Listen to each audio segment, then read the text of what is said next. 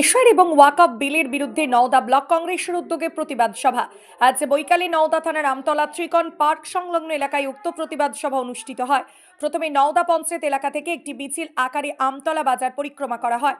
তারপর প্রতিবাদ সভা অনুষ্ঠিত হয়। আজকের এই কংগ্রেসের প্রতিবাদ সভায় উপস্থিত ছিলেন বহরমপুর লোকসভা কেন্দ্রের প্রাক্তন সাংসদ অধীর রঞ্জন চৌধুরী, প্রাক্তন বিধায়ক মনোজ চক্রবর্তী, নওদা ব্লক কংগ্রেস সভাপতি মতিউর রহমান, নওদা ব্লক কংগ্রেসের প্রাক্তন সভাপতি সুনীল কুমার মণ্ডল এবং নওদা ব্লক কংগ্রেস অবজারভার গওয়াই দাস। এছাড়া উপস্থিত ছিলেন এলাকার কংগ্রেসের বহু নেতাকর্মী ও সমর্থকগণ। নওদা থেকে এসকে আফতাবের রিপোর্ট, এবি 24 নিউজ। কখনো পশ্চিমবঙ্গ সরকার এসআইআরকে বিরোধিতা করার জন্য সুপ্রিম কোর্ট যায়নি। পশ্চিমবঙ্গের বিধানসভায় কখনো এসআইআর এর বিরুদ্ধে কখনো প্রস্তাব পাস হয়নি। চলে আসুন ওয়াকফ। ভারতবর্ষের পার্লামেন্টে ওয়াকফ আইন আনা হলো, আমার ব্যবস্থা হলো। ভারত সরকারের বিরুদ্ধে আমরা আন্দোলন করতে যাচ্ছি। বাংলার মুখ্যমন্ত্রী বলছে ওয়াকফ নিয়ে কোনো আন্দোলন হলে আমার থেকে কেউ খারাপ হবে না, এখানে কোনো আন্দোলন হবে না। ওয়াকফ নিয়ে কোনো আন্দোলন করতে দেওয়া হবে না। ওয়াকফ নিয়ে যদি আন্দোলন করে আমার থেকে কেউ খারাপ হবে না। যদি দরকার হয় দিল্লি যাবেন, ওখানে গিয়ে আন্দোলন করবেন। কেন কথা বলছি? যদি অন্যায় কথা বলতে পারছেন না। এই পশ্চিমবঙ্গে সারা ভারতবর্ষের মধ্যে সব থেকে বেশি ওয়াকফ সম্পত্তি আছে 1,38,253 টাকা। এই ওয়াকফ সম্পত্তির প্রথম পরিচয় আমরা পেলাম তখন 2006 সালে।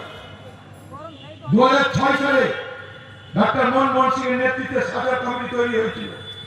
সেই সাজার কমিটি প্রথম প্রকাশ করলো যে ভারতবর্ষের মুসলমানদের হাতে যে ওয়াকফ সম্পত্তি রয়েছে তার বহু মূল্য, সেগুলোকে যদি ঠিক মতন ব্যবহার করা যায় মুসলমান সমাজ বছরে 10 থেকে 20,000 কোটি টাকা এমনি রোজগার করতে পারবে। আমরা তালিকা প্রকাশ করলাম। 8 লক্ষ মতো ওয়াকফ সম্পত্তি আছে ভারতবর্ষে। তারপরে পশ্চিমবঙ্গে আছে 1,38,253টা। প্রথম জানতে পারলাম এত পরিমাণ ওয়াকফ সম্পত্তি আছে বাংলায়। ইতিহাস দেখলাম আমরা। এই ওয়াকফ সম্পত্তির ইতিহাস আজকের নয়, যেদিন থেকে আরব দুনিয়া ইসলামের জন্ম।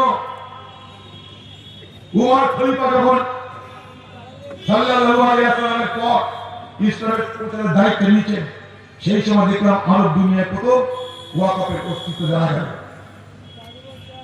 রাব্বিল আলামিন সাব্বিল তামারাত, তোমার হাতে যা আছে অতিরিক্ত যদি থাকে তুমি তোমার সমাজকে দাও। গরিব মানুষকে, এতিম বাচ্চাকে, সমাজের অন্যান্য উন্নয়নের প্রকল্পে তোমার সম্পত্তি দান করো। আল্লাহ তাআলা না, সেই সম্পত্তির মালিক কোনো ব্যক্তি হবে না, সেই সম্পত্তির মালিক শুধুমাত্র আল্লাহ তাআলা। মোতওয়ালি ছাড়া দেখভাল করবে। পৃথিবীতে প্রথম আমরা দেখলাম যে শুধুমাত্র উপরালার নামে কোন সম্পত্তি অর্পণ করা যায়। শুরু হল ওয়াকফের ইতিহাস। মুসলমান সমাজের বড় বড় দানশীল ব্যক্তিরা তারা সমাজের উন্নয়ন করবে, ওয়াকফ দিতে থাকলো, ওয়াকফ সম্পত্তি দান করতে থাকলো। একটা সময় ভারতবর্ষে প্রচুর ওয়াকফ সম্পত্তি জমে গেল। 1857 সাল ভারতবর্ষের সিপাহী বিদ্রোহ হচ্ছে। সেই সিপাহী বিদ্রোহে ভারতবর্ষের হিন্দু মুসলমান সকলে মিলে ঐক্যবদ্ধ হয়ে ভারতবর্ষের ক্ষমতা থেকে যাতে ব্রিটিশ না আসতে পারে তার জন্য তার প্রতিবাদ করলো, তার সংগঠন করলো, তারা বিদ্রোহ করলো। ইতিহাসে যাকে বলা হয় ফার্স্ট ওয়ার অফ ইন্ডিপেন্ডেন্স, অর্থাৎ স্বাধীনতার প্রথম যুদ্ধ। সেই সিপাহী বিদ্রোহে একদিকে যেমন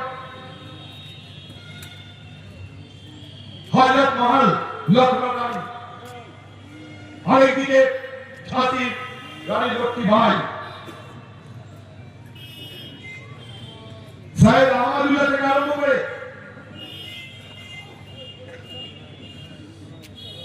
তাকিয়া তোপে খান আব্দুল খান,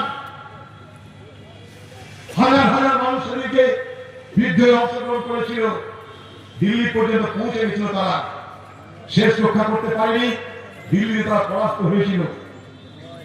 27,000 মৌলানাকে কতল হতে হয়েছিল দিল্লির রাজপথে। ইতিহাস তার প্রমাণ। রক্তাক্ত হয়েছিল গোটা দিল্লির রাজপথ সেই সিপাহী বিদ্রোহের কারণে। সিপাহী বিদ্রোহ দমন করার পর ব্রিটিশ তদন্ত শুরু করলো কি করে ভারতবর্ষের লোকরা এত বড় বিদ্রোহ করতে পারলো। এর পিছনে আর্থিক মদত করতে পেল, খুঁজে তারা পেল কি ভারতবর্ষের ওয়াকফ থেকে যে রোজগার হয় মুসলমান সমাজের, সেই রোজগার থেকে এত বড় সিপাহী বিদ্রোহ পরিচালনা হয়েছে। তাই প্রথম সিপাহী বিদ্রোহের পর মুসলমানদের যে সম্পত্তি, ধর্মীয় সম্পত্তি ওয়াকফকে নিয়ন্ত্রণ করতে আরম্ভ করলো ব্রিটিশ, ট্যাক্স চাপিয়ে যাতে ওয়াকফ সম্পত্তি রোজগার না হয়, সেই রোজগারের টাকায় যাতে ব্রিটিশের বিরুদ্ধে কোনো আন্দোলন না হয় তার পরিকল্পনা করতে থাকলো ব্রিটিশ। সেই ওয়াকফ সম্পত্তিকে রক্ষা করার ব্যবস্থা করেছিল কংগ্রেস স্বাধীনতার পর থেকে একের পর এক আইন তৈরি করে।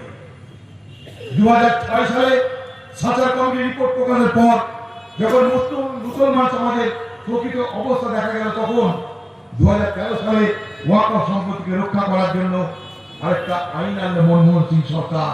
সেটা কি?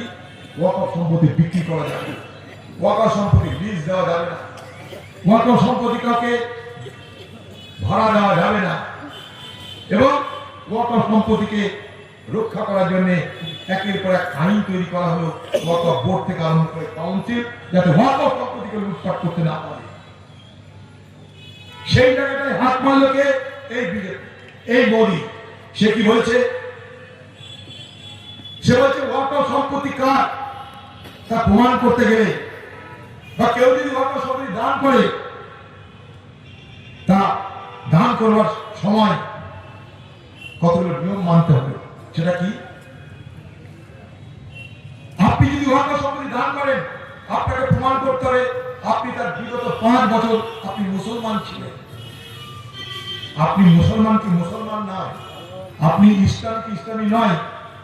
এটা কি কোন সরকারি অফিসার সার্টিফিকেট দেবে না আপনার সমাজের সার্টিফিকেট দেবে? কোনটা? আনন্দ সংবাদ, শুভ সংবাদ, অনুষ্ঠান বাড়ির সংবাদ, ঐকতান বানকুইট, আমতলা বেলডাঙ্গা বাসস্ট্যান্ড, নওদা, মুর্শিদাবাদ। এখানে বিবাহ, অন্নপ্রাশন, জন্মদিন এবং বিভিন্ন অনুষ্ঠানের জন্য বাড়ি ভাড়া পাওয়া যায়। এছাড়াও এখানে যে কোনো অনুষ্ঠানের খাবারের অর্ডার অনুযায়ী অভিজ্ঞতা সম্পন্ন ক্যাটারার দ্বারা যত্ন সহকারে খাবার পরিবেশন করা হয়। বিশেষ দ্রষ্টব্য, মুসলিম বিবাহ রেজিস্ট্রারের সুব্যবস্থা রয়েছে এবং গাড়ি পার্কিংয়ের সুব্যবস্থা রয়েছে। আমাদের যোগাযোগ নাম্বার 80018114